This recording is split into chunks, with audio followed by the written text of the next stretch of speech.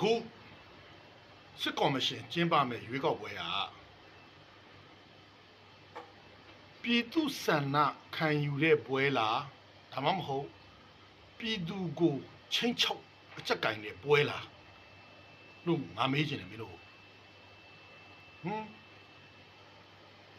င်းတို့ကခုကပြည်သူဆန္ဒခံယူတာနဲ့မတူတော့ဘူးမင်းတို့ကပြည်သူတွေကိုမတရားတဲ့ဥပဒေတွေနဲ့ချင်းချောက်ပြီးအကြက်ကင်ပြီးတော့ရွေးကောက်ပွဲအမိခံပြီးတော့မဲထည့်ခိုင်းမဲ့ပုံစံဖြစ်နေတယ်မင်းတို့ကိုရှက်ကြအောင်မင်းတို့ရွေးကောက်ပွဲကိုငါလည်းတကယ်ပြောတယ်တနိုင်ငံလုံးမထောက်ခံဘူးဘယ်သူမှလည်းမထောက်ခံဘူး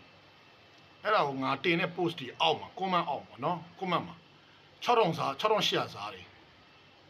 တနိုင်ငံလုံးကထောက်ခံတယ်ငါတို့ကမဲပေးမယ်ငါတို့တအိမ်လုံးပေးမယ်ဆိုကြည့်လိုက်တော့ profile မှာကိုစောက်ရုပ်ကိုမတင်ထားဘူး profile အမဲတွေနဲ့နော်တတိရှိတယ်ဆိုရင်ကိုပုံနဲ့ကိုတင်ပြီးတော့လာမှတ်လေနော်ဘယ်တော့တတိရှိတယ်လာမှတ်လိုက်နော်ကိုရုပ်ကိုဖော်ပြီးတော့ဘာလာမှတ်မှမသိဘူးကြည့်လိုက်ရင်တယောက်မှ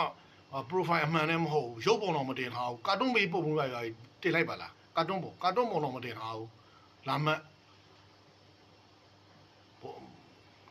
ဒီလိုကောင်လေးလဲတိုင်းပြည်မှာရှိတဲ့တော့ကိုတော်တော်လေးကိုလည်းဒါကြောင့်မို့တိုင်းပြည်ကဒီ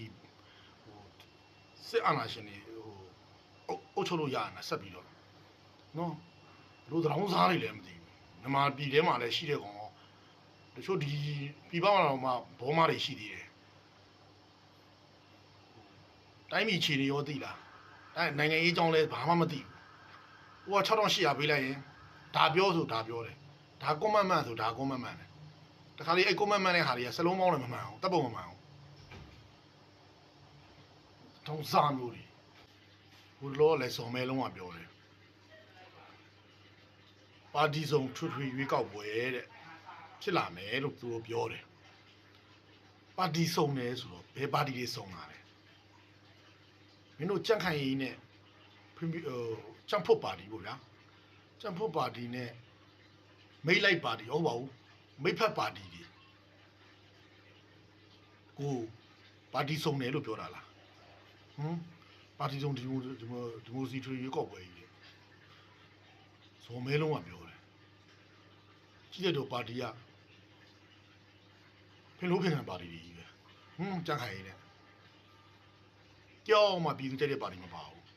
အဲ့ဒါကိုပါတီစုံထွေရွေးကောက်ပွဲကြီးဆိုပြီးတော့ဇော်မဲလုံးကပြောသေးတယ်ပြောရင်စောတလွဲတွေ